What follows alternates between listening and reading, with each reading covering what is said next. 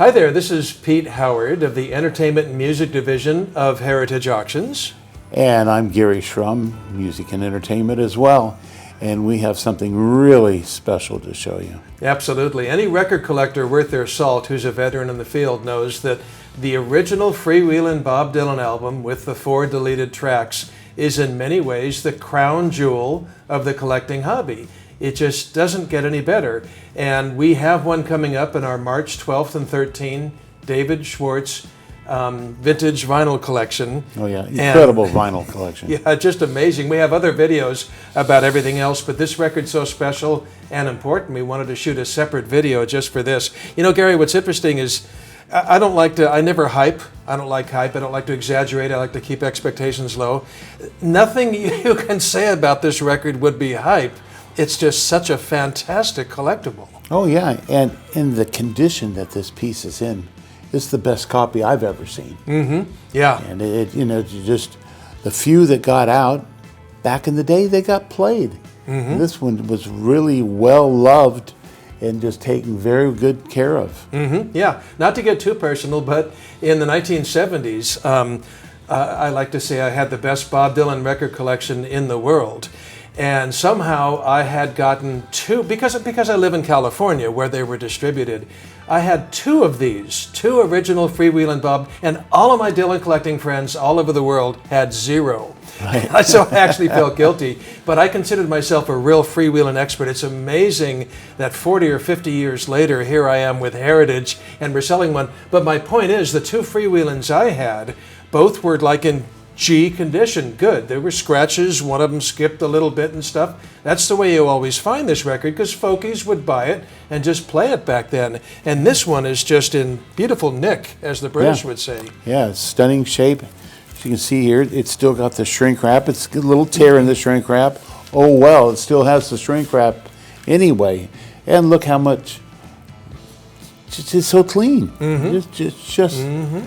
The corners are tight. It's not knocked about. Mm-hmm. It's just been well taken care of. And look at that vinyl. It just glistens. Yeah. You know, it's just a marvelous piece. And this thing has so much charisma. The thing is, if we're talking about a rare Beatle album or rare this or that, it sort of is what it is. This one has an unbelievable backstory of Bob changing. You know, they told him to take Talkin' John Birch Blues off the Ed Sullivan Show, and those censors got with the CBS record censors, and they told him to take it off this album.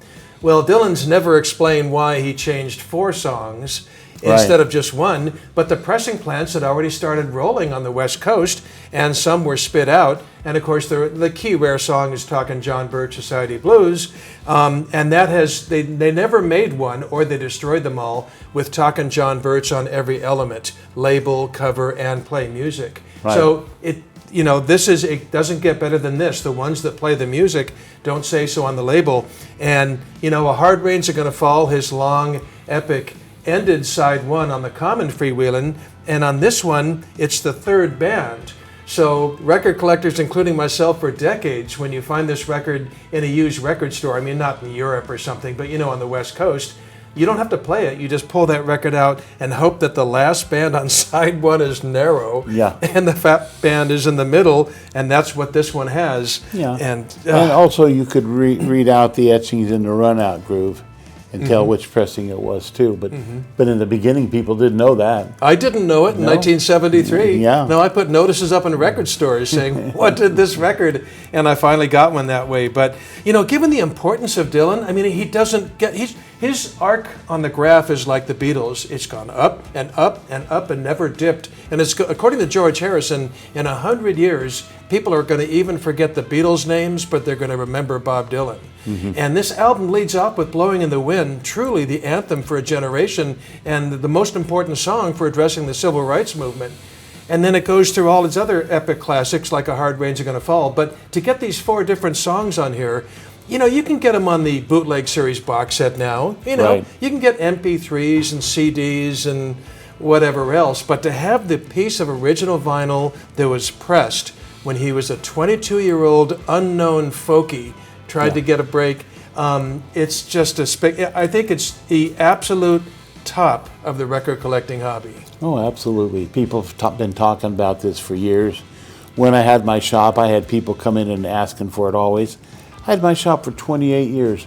Never had a copy brought in. Wow. Because there's just a handful out there. And you were in the Southern California area, right? Yeah, had a shop in L.A. and a shop in San Diego. That's remarkable, because for those of you who don't know, this was pressed by the Los Angeles pressing plant on Robertson Avenue in L.A., and the small distribution of a few dozen or a couple hundred, whatever, was on the West Coast. That was the only chance you had of finding one. And so you to have a record store for a generation in the Southern California area and never had one walk in. I mean, you just, whatever rare on steroids is, that's the word for this. So so excited to have one coming up in our March auction with a David Swartz vintage vinyl collection. So, you know, in this condition, it might be your last chance for years and years. Yeah, I agree with you so much, because I'm so overwhelmed that something over 50 years old is still in this kind of condition. You know, vinyl is been going for so long, and so many people loving vinyl over the years and taking care of it.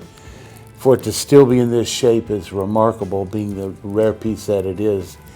And you can go to our website at ha.com and bid on it right now. It's there. It's waiting for you to own it. And somebody's going to be one of the very few that owns a real copy of it. And in this condition, you could be the grand poobah. Yeah, in fact, I wonder if the Tulsa Dylan Rare exhibit is opening up later this year. I don't know if they have one. No, it's that rare, so maybe the winner of this should loan it to that museum to add to its provenance. That's a thought. They're going to be opening in May, I understand. Oh, okay. So, but the auction's in March, so don't miss it, and don't miss his Bobness with his most desirable record ever. That's at ha.com, and you can bid now. Thanks a lot. Bye-bye.